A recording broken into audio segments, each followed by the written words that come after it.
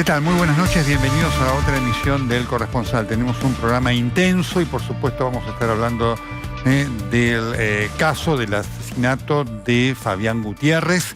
Vamos a estar hablando con Nico Viñaschi para recordar quién fue Fabián Gutiérrez. Vamos a estar con Marcos Barroca, que tiene información de lo que está pasando en la causa. Y también vamos a estar con nuestro corresponsal en el Calafate. Vamos a estar hablando con una verdadera personalidad, Maximiliano Guerra, para ver cómo está viviendo la cuarentena que continúa, que por supuesto es tan larga, tan tensa, tan intensa en esta fase restrictiva, la cual se ha vuelto más de 2.500 casos en el día de hoy. Y vamos a estar con Nieves Zuberburer directamente desde Nueva York para ver allí cómo se está viviendo hoy, 4 de julio, esta reapertura de la normalidad a la cual se está yendo allí. Así que esta es la propuesta que vamos a estar compartiendo con todos ustedes.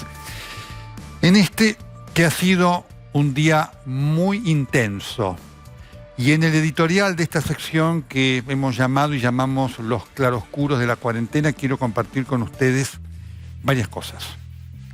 Por supuesto, el tema del día es Fabián Gutiérrez. Vamos a estar hablando, como ya les dije, con Nico Viñaschi, que conoce perfectamente quién es esta persona que lamentablemente falleció.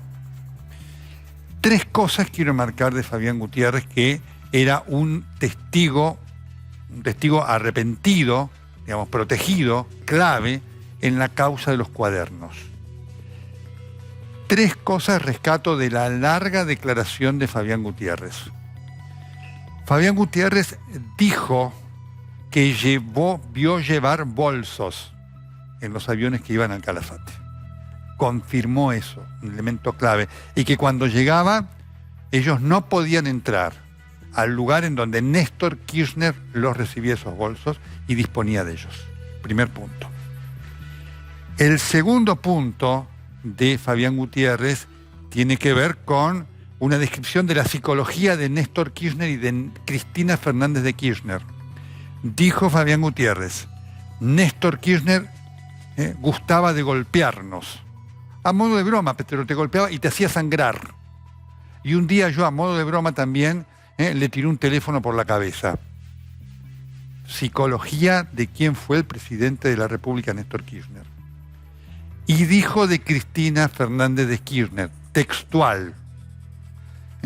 Nosotros le decíamos la loca, textual dijo la yegua horrible, y otros términos dijo que no voy a decir por respeto a la cuestión de género. Eso dijo Fabián Gutiérrez. Para que nos demos cuenta de la importancia de este personaje y de lo que significa en el caso de la causa de los cuadernos, como después nos va a resumir Nico Viñaschi. Primer punto. Segundo punto de lo que está pasando en esta cuarentena. Claramente, dentro del gobierno del kirchnerismo va avanzando con sus obsesiones. Usted sabe que la obsesión es una patología. Una persona que tiene una obsesión tiene una patología y no puede dejar de pensar en eso permanentemente. Está allí, casi taladrándole el cerebro permanentemente. El kirchnerismo tiene esas obsesiones. Una de ellas somos nosotros, los periodistas. Y sobre esto, esta semana hubo hechos inquietantes, como ya los hubo en otra semana. Y obviamente lo más fuerte fue esta amenaza de prisión sobre algunos colegas, Luis Majul, algunos mencionan a la Nata y demás. Y quiero marcar esto junto con la lamentable declaración de Oscar Parrilli, el amanuense de Cristina, que dijo que Jorge Lanata era al periodismo lo que astiza los derechos humanos. Cuando se dicen estas barbaridades, hay un objetivo, que es, obviamente, ir tras la búsqueda del logro de hacer de la obsesión de perseguir a periodistas y de meterlos presos una realidad. La causa por espionaje del macrismo, que debe investigarse, porque los hechos existieron, sin duda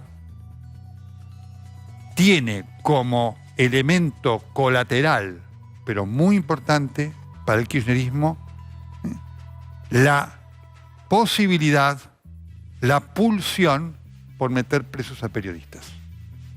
Esto, que sería una barbarie para el concepto democrático de la Argentina, hoy además tiene un agregado más, que es la justicia. Cuando aparecen jueces como el juez Villena, estamos todos en peligro.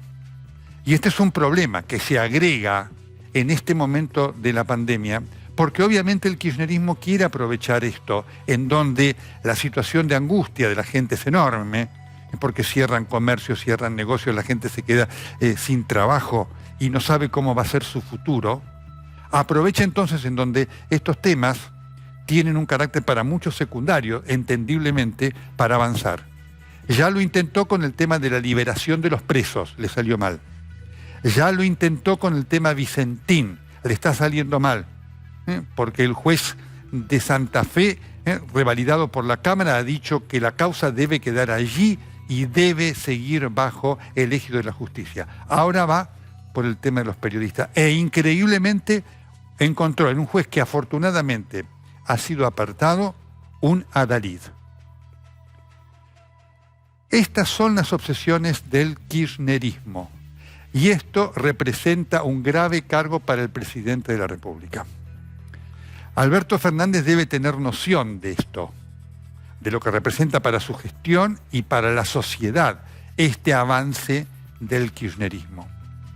Porque además de estar minando su autoridad, es increíble cómo la autoridad de Alberto Fernández viene siendo minada semana tras semana por hechos claros, contundentes, de amplia repercusión.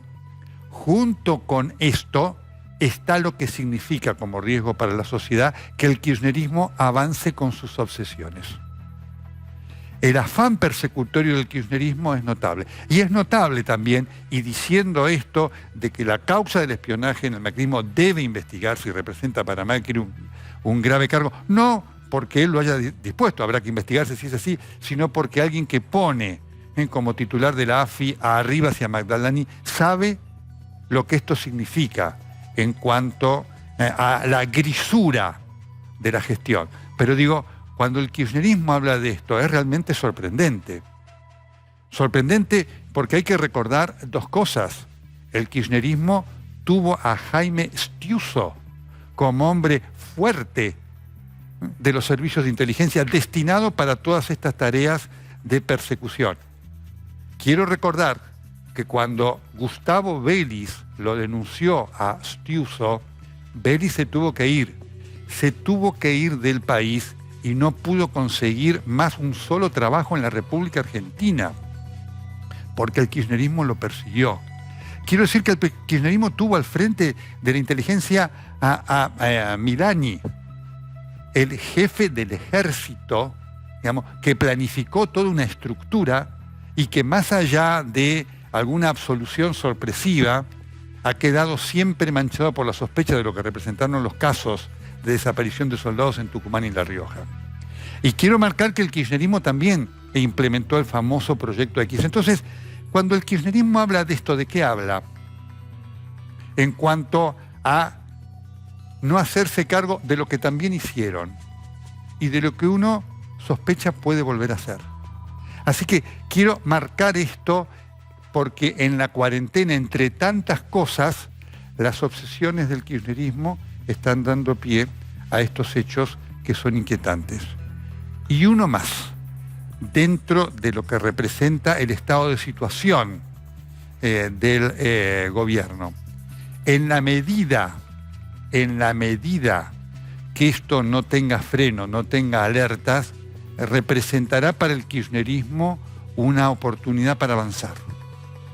El kirchnerismo, cuando ve la posibilidad, avanza en pos de su proyecto ideológico político, que es un proyecto de poder y que tiene a la intolerancia hacia el otro un constituyente fundamental.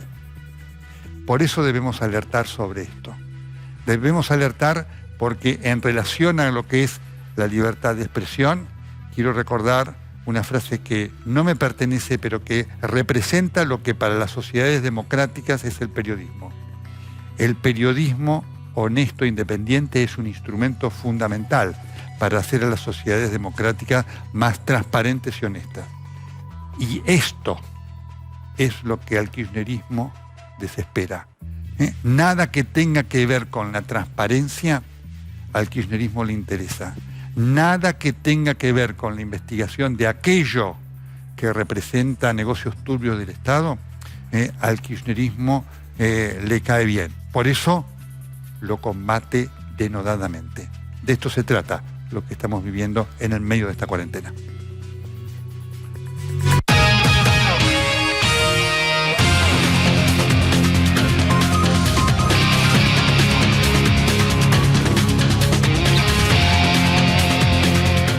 Caso Fabián Gutiérrez.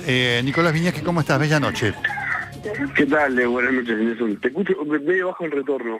Perfecto, vamos a tratar de mejorarlo. Si hay alguien que conoce quién fue en vida Fabián Gutiérrez, en su muerte la lamentamos todos, es Nico Viñasque. ¿Quién fue Fabián Gutiérrez, Nico? ¿Y qué representa en el medio de las causas de corrupción que inquietan al kirchnerismo? Sí, a ver, Fabián Gutiérrez fue, diría que más que un secretario privado para Cristina Kirchner. Llegó a ser la persona que le acomodaba la habitación cuando ella llegaba al sur, que incluso podía compartir piezas en algunos viajes con ella. Era su secretario, según le contó la justicia, desde que él tenía 15 años. La madre, María Teresa, a quien le mandamos nuestras condolencias, militaba con Néstor Kirchner, la abuela también, por eso él empezó tan joven. Y bueno, alrededor del 2010... hay como una especie de pelea, no se sabe si de estrés de parte de él o de algún tipo de fatiga, porque trabajar junto a Cristina Kirchner y a Néstor Kirchner siendo secretario era un trabajo, digamos, complicado, más allá de lo que hayan confesado respecto a los bolsos. Volvió un tiempo a trabajar con los Kirchner hasta que, bueno, empezó la causa Cuadernos y se transformó en un testigo crucial, Nelson, porque fue el primer secretario privado de la familia Kirchner que en esa causa admitió y describió cómo era la circulación de los bolsos con dinero que estaban escritos por centenos, digamos, hasta que llegaban a la Casa Rosada, a la Quinta de Olivos, y él decía, y otros testigos decían, que después le tocaba a los secretarios privados llevarlos hacia el sur, y esto lo confirmó Fabián Gutiérrez. Daniel Muñoz, el otro secretario fallecido también privado de los Kirchner, falleció, claro. Bueno, hoy Andino Taller murió Gutiérrez, claro. Que lo que contó es justamente lo que después ratificaron, el piloto del avión presidencial. Mirá. Otros funcionarios de menor rango, que es que los bolsos con plata que dijeron empresarios que pagaron y dijeron funcionarios que cobraron iban en el Tango 01 Santa Cruz, que Fabián Gutiérrez además dijo que él nunca vio dinero, pero que sabía que había dinero en esos bolsos. Mira. Siempre dijo que los manejaba más Muñoz, que cuando la familia Kirchner llegaba a sus casas sacaban a los secretarios, salvo Muñoz, para que los Kirchner guardasen, según su versión, el dinero, sobre todo en el Calafate, en una bóveda que hay en la casa de la familia Kirchner, en el Calafate. Claro. Y algo que no está ni bien ni mal, cualquiera puede tener una bóveda. Pero bueno, según Gutiérrez, Muñoz le decía que en esta bóveda había tanta plata que había olor a tinta. Qué bárbaro. Y bueno, esto fue ratificado por el contador de los Kirchner, por los Manzanares. Sí, es una escena muy impresionante. Sí. Ahora, Nico, esto es algo, marca la importancia de esta persona que afortunadamente testimonió y él estaba en un programa de testigo protegido, pero de todas maneras era conocido dónde estaba o no. No estaba bajo el programa de protección de testigos, pero eso, a ver si puedo, no sé si aclarar, porque el gobierno o algún funcionario salió a decir muy enojado que era una irresponsabilidad decir que no se lo había custodiado como se debía. La ley del imputado colaborador, en el artículo 14, dice que todos los imputados colaboradores están bajo dice que se encuentran alcanzados por las disposiciones del Programa Nacional de Testigos e Imputados Protegidos. Ajá. O sea que el Estado debería custodiarlos a todos. Claro. Yo entiendo que muchos de ellos, y esto es increíble porque es una paradoja y tendrá que hacernos pensar mucho qué es lo que está pasando en el país, prefieren salir del programa de protección de testigos o no tener custodia porque desconfían lamentablemente de los agentes que los van a custodiar como posibles infiltrados de alguien que les va a seguir los pasos y va a conocer toda su vida. A ver, el caso de Víctor Manzanares, el contador de los Kirchner, que también declaró como arrepentido y es un testigo clave para muchas causas. Él denunció, hace pocos meses, que recibió una amenaza, que tiene una tobillera y un GPS que es como una especie de teléfono. El número de teléfono solamente lo tiene la gente del Ministerio de Seguridad, entiendo, de Justicia. Y él denunció que recibió una amenaza a ese teléfono, que ese número solamente tiene el Estado. ¡Qué bárbaro! Entonces, lo de Gutiérrez, bueno, hasta ahora, por lo que tengo entendido, no es un caso policial más, también como dijo el gobierno, y esto no lo digo yo, por algo, cuando trascendió en los medios nacionales que Muñoz estaba desaparecido porque la madre lo denuncia el jueves a las 10 de la noche y trasciende el viernes, el juez de la causa va a la casa, la fiscal de la causa va a la casa, el intendente de Calafate va a la casa, y el secretario de Seguridad de Santa Cruz va a la casa. O sea, no parecería ser un caso policial más, obviamente. Clarísimo. Nico, como siempre, gracias. Queríamos tener este perfil de quién se trata y qué significa en el contexto político la muerte, el asesinato de Fabián Gutiérrez. Un abrazo. Muy amable. Nos vamos entonces con Marcos Barroca, que tiene información de lo que está pasando. Recién, como decía Nico, no es cualquier causa, más allá de cuál haya sido el origen y el motivo de este asesinato, como siempre lamentable, como cualquier asesinato. Marcos, bella noche. ¿Qué se sabe a esta hora? ¿En qué está el juez? ¿Sigue tomando declaraciones? Contanos. Hola Nelson, sí, buenas noches. Y hasta hace un rato nada más el juez estuvo tomando indagatorias a todos los detenidos, los 4, en definitiva, que son los que están por lo menos siendo investigados por este crimen y viendo el grado de participación que tuvo cada uno en la muerte de Fabián Gutiérrez. Recordemos que se tratan de los hermanos Facundo y Santiago Saeta, Juan Carlos Monzón Muñoz y Martín Andrés Gómez Chávez. Entre los 4 no superan los 23 años. Facundo Saeta tiene 19 y que es el que aparece como el más cercano a Fabián Gutiérrez. Es el que aparentemente tenía una relación que él en su declaración la califica de novios, como que eran amigos con derecho roce, así lo llamó su vínculo con... Marcos, hasta este momento la hipótesis fundamental es la del crimen pasional, ¿o hay algún otro tipo de conjetura o sospecha? Nelson, hasta acá el juez lo que tiene es más un crimen desde ese lado que desde el lado político o por alguna otra cuestión, porque él lo que está viendo es que hubo un encuentro entre Facundo y Gutiérrez, que fueron a la casa de él, que estuvieron un rato allí, pero que en el medio hubo una situación que generó violencia, que no se sabe qué pasó, cuál fue el motivo por el cual dentro de la casa hubo violencia, porque cuando entran a la casa se encuentran una casa que estaba revuelta, manchas de sangre por distintos lados, faltaban cosas, elementos de la casa, artículos del hogar, ¿no? En este caso un televisor, un equipo de audio, algunas cosas, la billetera estaba, o sea, con lo cual no da la sensación de un móvil económico, pero algo se llevaron quizás para marcar que podía haber sido un robo, una estrategia.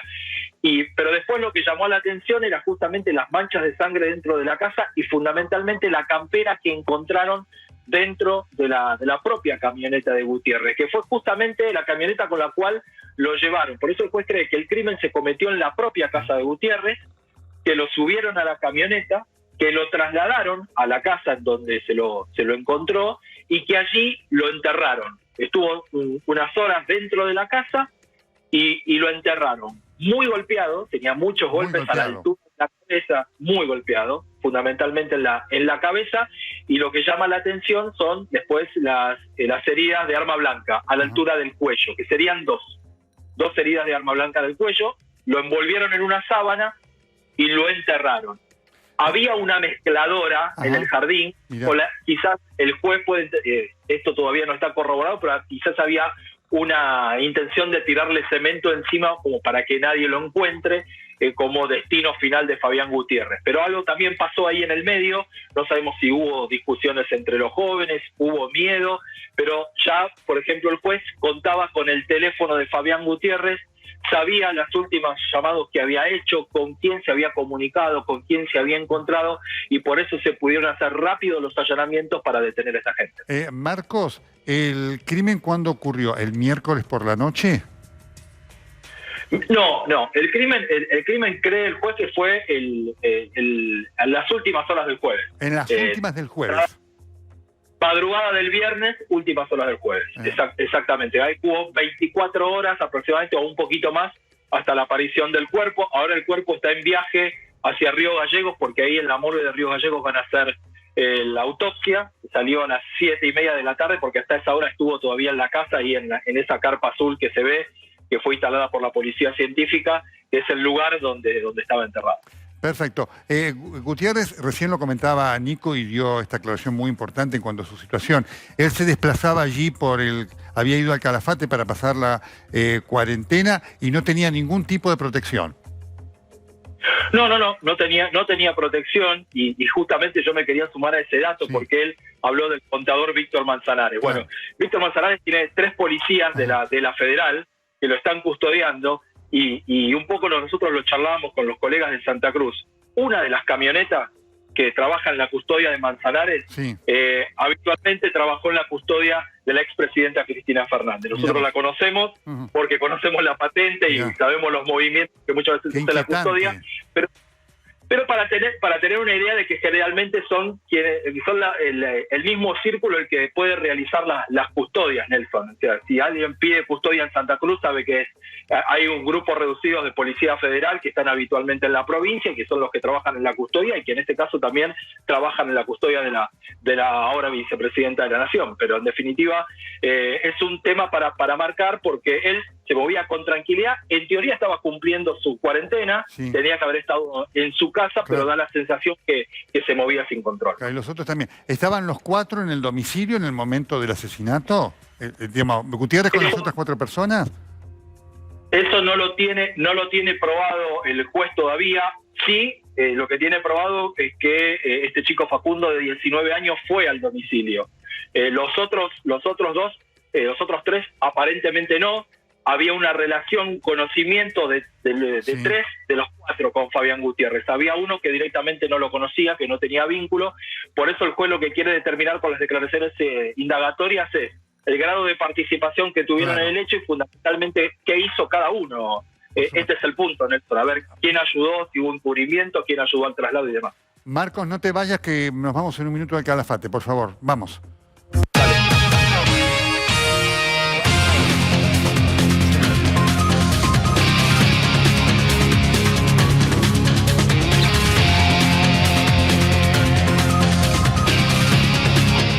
Muy bien, vamos ahí a la comisaría del Calafate. Está Sergio Villegas. Hola Sergio, ¿cómo estás? Bella noche. Contanos qué está pasando. Además de estar nevando, Nelson, ¿qué tal? Buenas noches, ¿cómo le va? Lo que está ocurriendo en estas horas es que, a ver, el cuerpo de Fabián Gutiérrez está viajando a la ciudad de Río Gallegos, a 300 kilómetros del Calafate, porque mañana a la mañana se le tiene que practicar la autopsia. La autopsia va a definir la real causa de la muerte. Hay 2 heridas que son muy claves para la primera impresión de los peritos y de la justicia: un golpe muy fuerte en la cabeza y 2 heridas de arma blanca en uno de los laterales de su cuello. La camioneta que lleva el cuerpo de Fabián Gutiérrez salió hace pocos minutos desde el Calafate hacia Río Gallegos. Mientras tanto, a mis espaldas está la comisaría primera. Aquí es donde están alojados los 4 jóvenes que están detenidos, incomunicados y a disposición del juez Narvarte, que le sigue tomando declaración indagatoria.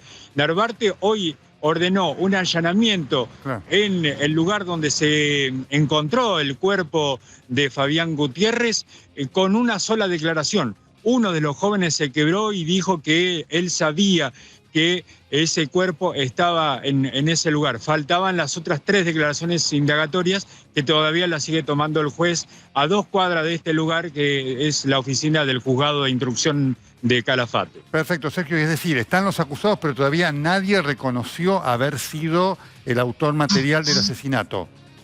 Hasta el momento, no. Sí, hubo uno de los jóvenes que se quebró y que dijo haber participado, haber colaborado, sobre todo en lo que era la limpieza de la casa de Fabián Gutiérrez, pero negó haber participado del hecho y negó haberlo visto muerto a Fabián Gutiérrez. Ya estoy también con Marcos, que quiero que participe. Te pregunto, Sergio, decinos quiénes son estos 4 jóvenes. ¿Qué se sabe? Allí en Calafate se conoce todo el mundo.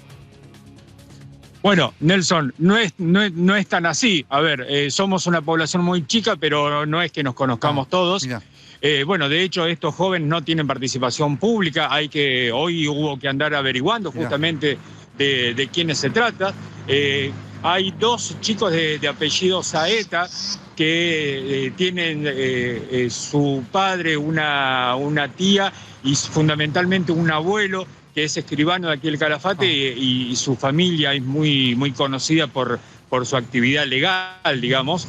Después hay otro chico de apellido Gómez, que no tiene mayor conocimiento por parte de la mayor parte de la sociedad, y otro chico que sería el cuarto, que es prácticamente desconocido. O sea, tenemos que andar averiguando de quién se trata. Son chicos muy jovencitos que no tienen ninguna participación pública, y si hay alguna referencia es por algún familiar, pero no por ellos. Marcos, ¿alguna consulta que quieras hacerle a Sergio o algún detalle a propósito de esto que él estaba marcando? Vos sos un conocedor del Calafate con todo detalle también.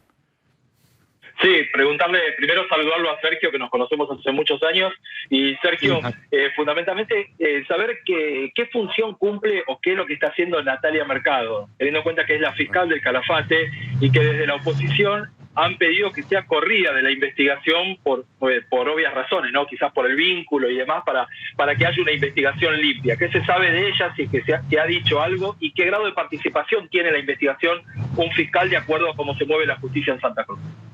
La fiscal o el fiscal en una causa y mucho más de este tipo tiene plena actividad, tiene plena participación, porque tiene todas las facultades para pedirle cualquier tipo de medidas al juez, tanto sea de allanamiento, incluso de detención. Hoy la fiscal se mostró muy activa, estando incluso en el juzgado desde hora temprana, porque además tiene la obligación, ella como representante del Ministerio Público, de estar en las declaraciones indagatorias. Claro. Ella tiene que preguntar, luego tiene que hacer su propio análisis y a partir de ahí hacer requisitorias al juez.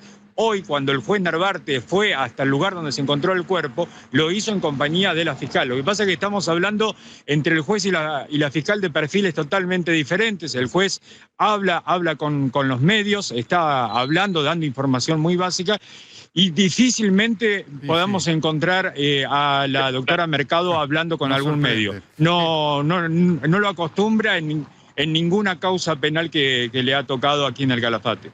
Perfecto. Sergio, decinos cómo está el Calafate, es decir, qué impacto ha producido esto dentro de la gente, dentro de la ciudadanía. Mirá, a ver, hay conmoción en el Calafate, yo te diría no sé si tanto por la cuestión del peso mediático que tiene el nombre de Fabián Gutiérrez.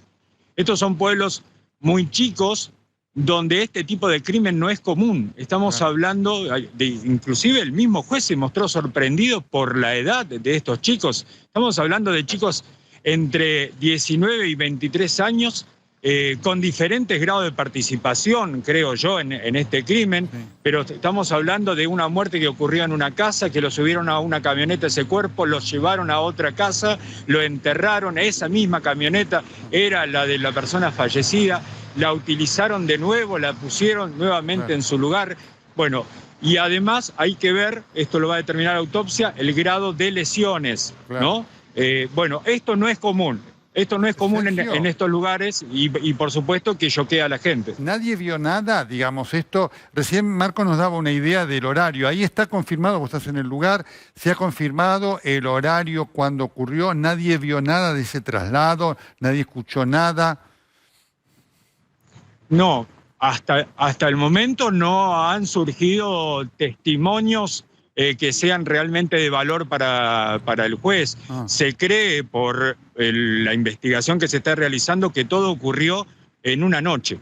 Que el hecho ocurrió en una noche, un principio de una noche en la casa de Fabián Gutiérrez y que después se hizo el traslado. El traslado se hace, digamos, los dos puntos están cerca del centro, pero es una zona bastante oscura, no muy transitada, fuera del control policial. Bueno, tiene cierta lógica que no hayan visto algo los vecinos, no son zonas densamente pobladas tampoco. ¿A Fabián Gutiérrez se lo veía habitualmente ahí por las calles del Calafate, Sergio? Sí, a ver, no era una persona de mostrarse públicamente en eventos públicos y sociales, pero sí, digamos, era... No, a ver, Fabián Gutiérrez realizaba vida en el Calafate, en Río Gallegos y en Buenos Aires. No siempre estaba aquí en el Calafate. Cuando estaba, sí, se lo veía en la calle, por ahí hablando con alguna amistad de él, como se lo había visto el día jueves a la tarde, digamos, uno de los últimos contactos visuales que tuvieron algunos amigos de él, ¿no? Marcos, tu apunte o tu inquietud. Sí, Nelson, se conoció a última hora de la tarde también un comunicado por parte de la familia de Fabián Gutiérrez y habla, bueno, que ante la situación, que el brutal crimen de Fabián, lo que le están pidiendo es que a los medios, a los periodistas, a los dirigentes de todo el arco político, respeto, empatía y paz, pero sobre todo calma, dejando actuar a la justicia. Ellos hablan de que Fabián era ante todo una persona, dueño de un corazón inmenso y una calidad humana extraordinaria. Para nosotros no se fue porque siempre estará, y bueno, y que van a seguir buscando justicia. Ahora, Sergio, está claro que, y él conoce más que mucha gente desconfía de la justicia de Santa Cruz. Claro. Este es el gran punto. Y más allá de los vínculos de la familia, del propio Gutiérrez, que tenía vínculos con los Kirchner y demás, da la sensación de que todo el mundo que cree que esto se va a cerrar en un crimen de estas características, con 4 chicos que decidieron matar a una persona de manera atroz y hasta con saña por la forma en que quedó el cuerpo de Fabián Gutiérrez. Ahora, la verdad es saber si realmente creen que esta justicia va a ir más lejos que esto o simplemente se va a quedar acá, ¿no? Si cree que puede haber ya sea un móvil económico por la actividad que tenía Fabián Gutiérrez, más allá de la política, porque él había hecho negocios que no le habían salido bien en muchos casos, tenía deudas, movimientos de dinero, cheques rechazados, había otras situaciones también dentro de la vida de Fabián Gutiérrez, o va a quedar en un crimen que lo podíamos llamar de este estilo, ¿no? De chicos que buscaban un rédito a través de acercarse de manera amorosa al ex secretario de los Kirchner, ¿no? Bueno, es impecable tu punto, ese es el punto. Sin duda, ¿no? Y por supuesto respetando a la familia en esta hora de dolor, se trata de un personaje de enorme voltaje político en relación con una causa de corrupción, y más allá de cuál sea el motivo del crimen, que hay que investigarlo bien para que sea creíble. Además, Marco, está la consecuencia que esto tiene desde el punto de vista de una causa judicial, de la importancia, de la dimensión de la causa de los cuadernos. Marcos, muchísimas gracias. Nelson, un abrazo enorme. Muy bien. Este es el tema, ¿no es cierto?, que ha generado este alto impacto. E insisto, está la necesidad de saber qué pasó, fundamentalmente para la familia como hecho judicial. Están estas dudas de las cuales hablaba Marco. Cuando usted tiene la fiscal que es familiar de los Kirchner y demás, la justicia de Santa Cruz está absolutamente cuestionada. Y obviamente está la consecuencia, más allá de lo que haya sido el motivo del crimen lamentable, como todo crimen. se ha perdido un testigo fundamental en una causa de corrupción clave en lo que representa para toda ese armado de delito que ocurrió en el kirchnerismo. Y esto también es un tema que le da a esta muerte el voltaje político que indiscutiblemente nadie puede negar.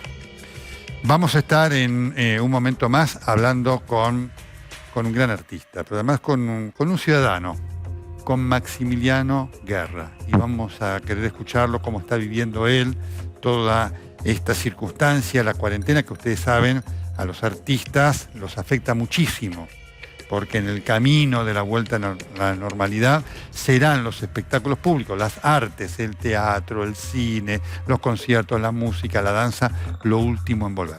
Con él vamos a estar hablando, pero por supuesto mucho más que de lo técnico, su vivencia psicológica, social y de lo que él ve en este contexto difícil que representa para la Argentina esta larga cuarentena. Venimos recorriendo el mundo para ver cómo el mundo está frente a la pandemia en los lugares en donde se está volviendo a la normalidad. Hoy es 4 de julio, día de la independencia de los Estados Unidos, de conmemoración, y por supuesto, el broche de oro es ir allí a la zona de Nueva York, Rhode Island, está Nieves Superbuller. Hola Nieves, ¿cómo está? Contanos cómo ha sido el día hoy allí. Hola Nelson, buenas noches. Sí, hablo desde Long Island, que es un lugar playero, es al este de Nueva York, donde en general el 4 de julio mucha gente suele viajar de la ciudad para esta zona. Hay fuegos artificiales, desfiles callejeros, todo eso fue cancelado. Los festejos son muchísimo más tranquilos, hay un tono de preocupación, un tono de tristeza y solidaridad por lo que está sucediendo en los estados del sur. Así que se cancelaron los fuegos artificiales. Y también en la ciudad de Nueva York se realizó de una forma diferente este año el show de fuegos.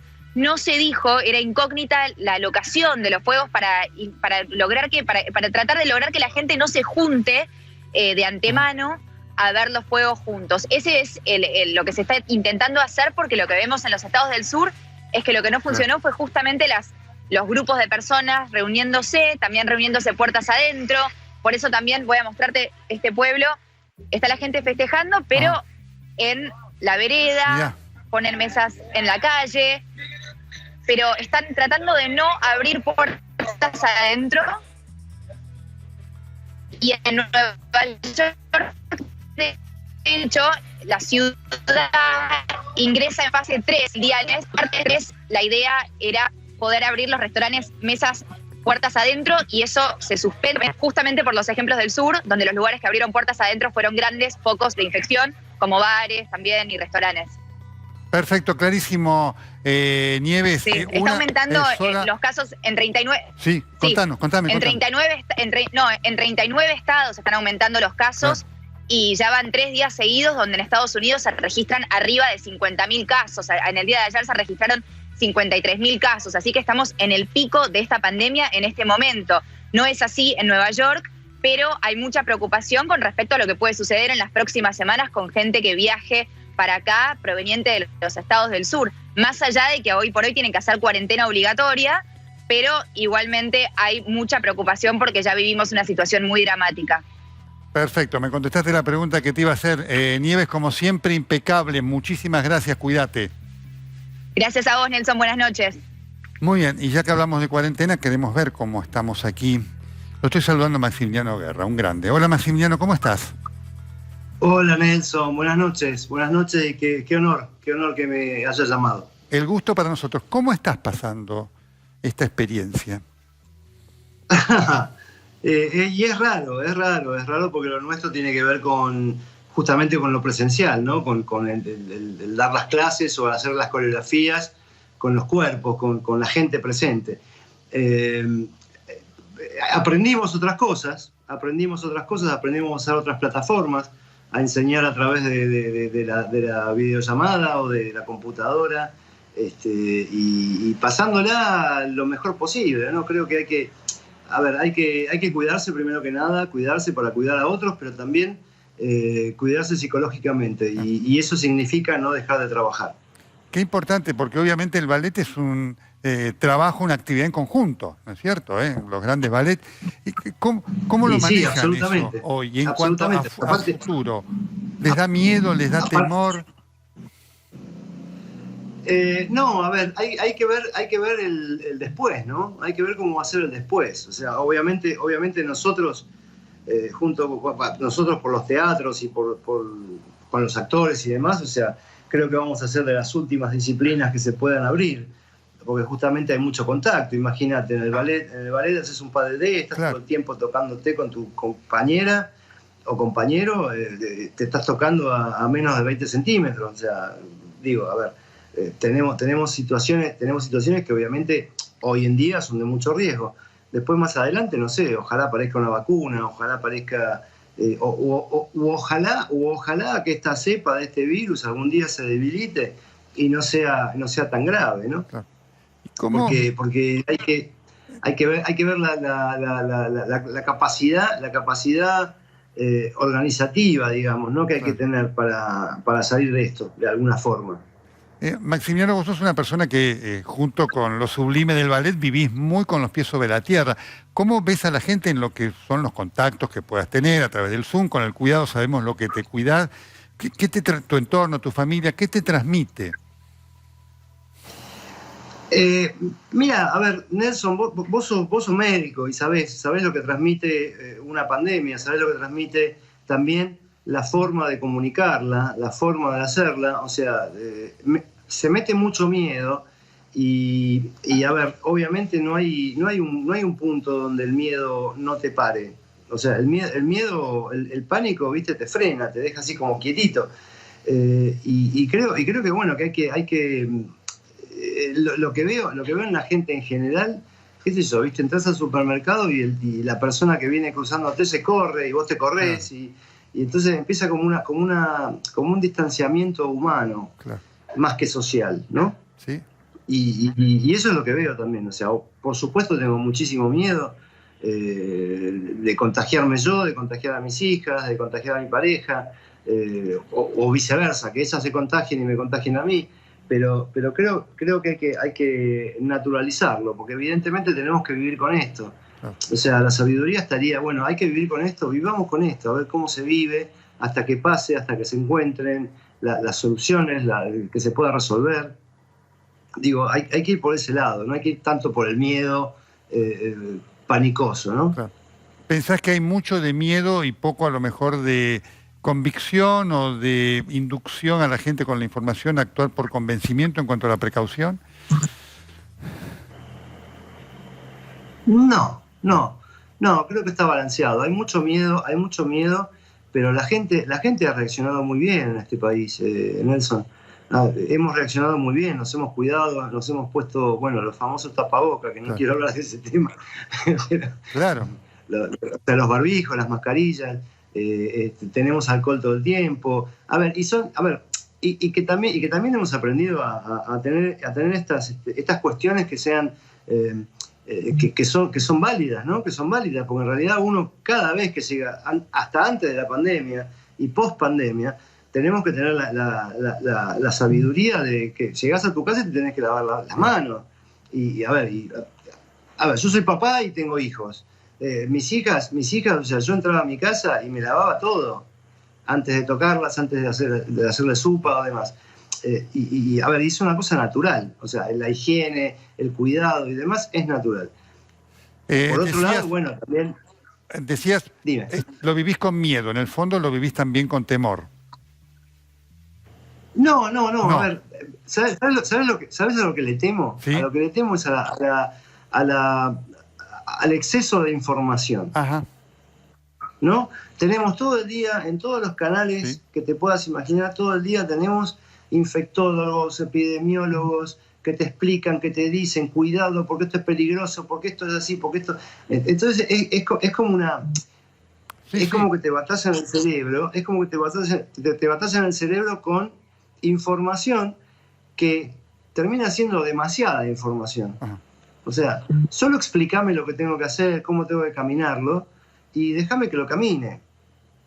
Está. A eso me refiero. No, te entiendo, está claro. ¿Y cómo es la experiencia de tus hijas en esta? Porque obviamente hay componentes psicológicos que también juegan un rol, ¿no? Más de 105 días de cuarentena, ¿no?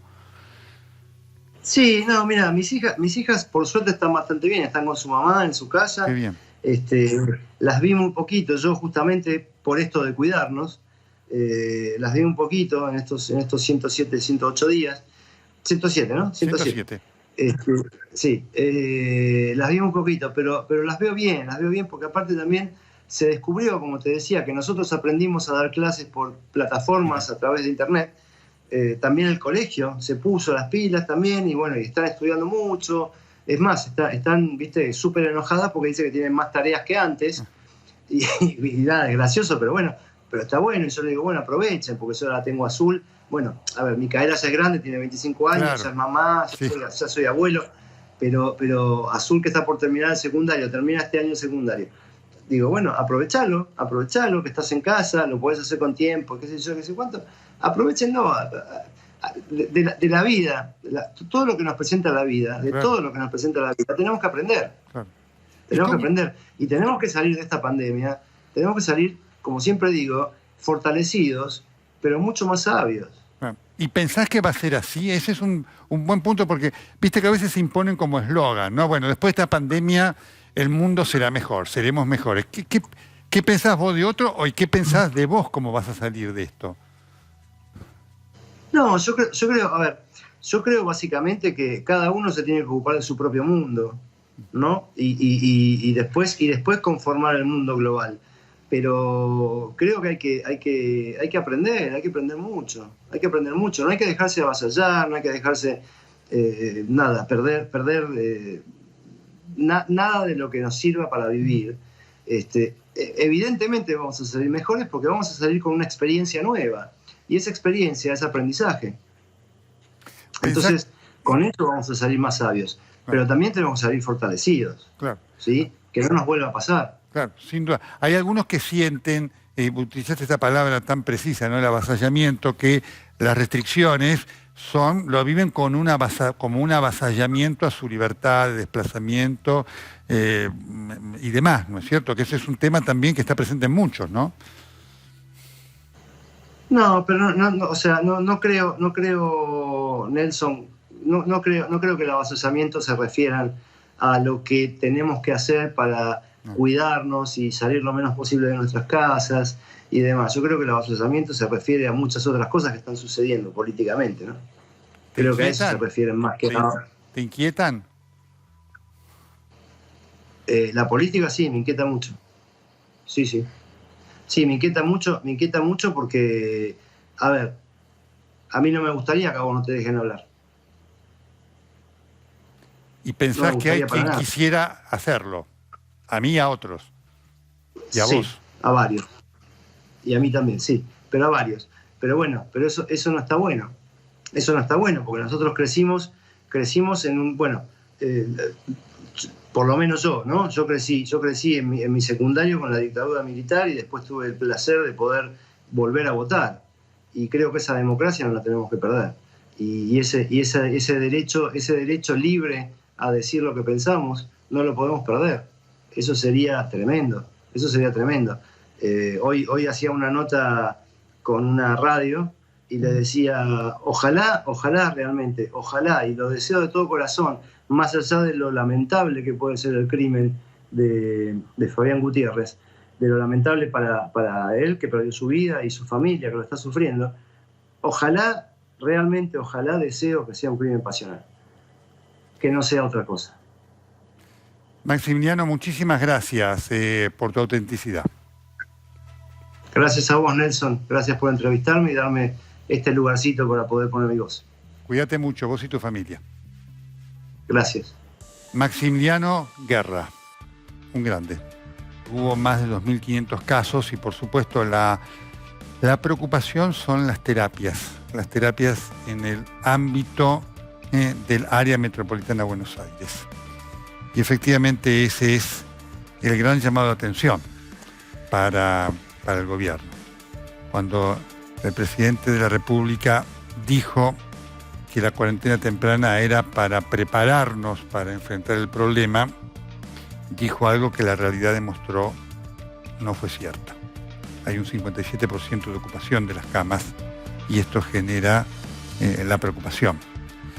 Y la percepción de que esto puede colapsar. Por eso es muy importante cumplir con las normas, porque del cumplimiento de las normas depende nuestra vida, nuestra salud. Téngalo muy en cuenta. El gobierno ha fallado en varias de las cosas que hizo. Por ende, claramente es importante que nos cuidemos nosotros. No dependamos de ninguno más que nosotros. Por favor. Los espero el próximo sábado.